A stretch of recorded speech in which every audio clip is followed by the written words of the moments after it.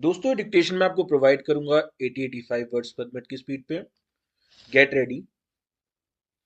5 seconds to go.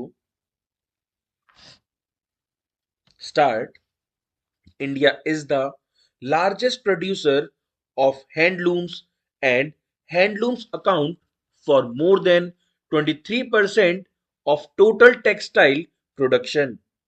Handlooms are the second largest employment provider after agriculture in the country, providing livelihood for approximately 4.5 million people. Despite being one of the vital segments of livelihood for a huge rural people, the weaving sector has not been given proper attention in various budgets and government policies. Though it is a 5,000-year-old vocation, still the weavers continue to live in distraught and suffer a life of despair, poverty, and agony. The handloom census of 2009-10 shows that nearly 57% of the handloom worker households live below the poverty line. The suicides of weavers due to poverty and indebtedness continue to haunt the weaver community, particularly in Andhra Pradesh. My parliamentary constituency in Andhra Pradesh has about 10,000 weavers' families who are struggling for one square meal a day.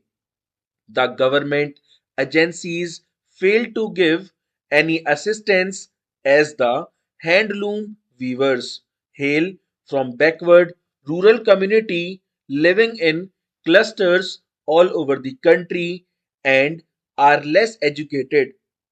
To improve the condition of handloom sector and to bring change in the lives of weavers, the government should provide adequate quantities of yarn, dyes, chemicals, and proper training. The government should also provide credit with low interest rates.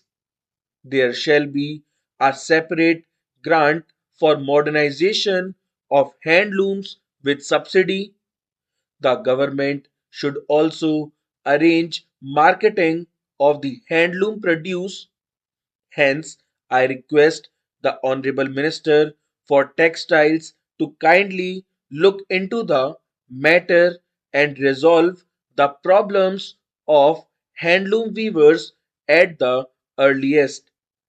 Madam, I raise a very important matter regarding the setting up of various thermal power plants in the Vidarbha region. The state government of Maharashtra has decided to set up thermal power plants of about 45,000 million watt capacity in and around Nagpur. The setting up of these thermal power plants will create numerous problems to the people, like heavy pollution, which is very much expected from such thermal power plants. The more acute problem will be the paucity of water in the Nagpur city, which is already far less than the normal demand of the people. The creation of such power plants requires a huge quantity of water, much more than the quantity of coal needed to be fed in this plant. Therefore, that will largely eat into the water requirement of Nagpur. The proposed thermal power plant will be consuming 7,000 tons of coal and 35,000 cubic liters of water. It is generating 2,700 metric tons of ash daily. In addition, there will be large number of movement of trucks to the plant for supply of coal and removal of ash. Besides, a lot of land will be required for setting up of these power plants, which would deprive the farmers of their livelihood.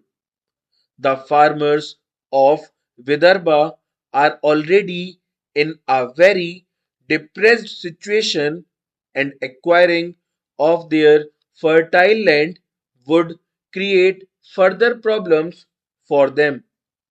These power plants are being planned in a haphazard manner without realizing the adverse impact that they will have on the people.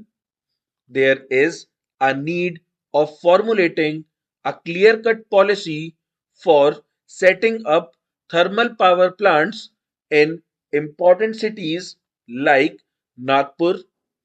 While, on the one hand, the government is taking various measures to create additional infrastructure for Nagpur city, particularly taking up the environmental development, on the other hand, setting up a thermal power plant of high capacity will prove negative in the direction of these measures.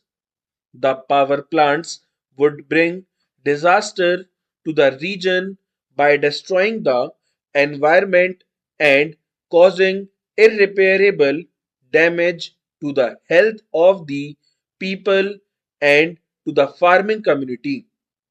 There is already huge problem of pollution in the Vidarbha region, particularly in certain districts, which is amongst the most polluted places in the country. The commissioning of more thermal power plants will only aggravate the already existing problem of pollution in the region. Nagpur is the fastest developing city, and lot of attention is being paid to maintain the ecological conditions. Kerala, which is devoid of natural resources, mainly depends on remittances from abroad, including inflow of funds in the form of bullion to sustain its economy. Foreign fund inflows to Kerala constitute around 35% of its GDP. The ill-conceived levy of customs duty on gold brought in as personal jewelry will have adverse impact on the fragile economy of Kerala. As such, an imposition of customs duty will deter NRIs returning from abroad to wear traditional jewelry, including the sacred rings and Mangal Sutra. So, sir, in deference to the sentiments of NRIs deeply associated with adornment of personal jewelry, and in the larger interest of the sustenance of Kerala's economy, I would request the government to consider restoration of the earlier regulations permitting the NRI travelers to wear gold jewelry in person to a limit defined quantities to neutralize the rise in gold prices as compared to the prices prevalent at that point of time. Full stop.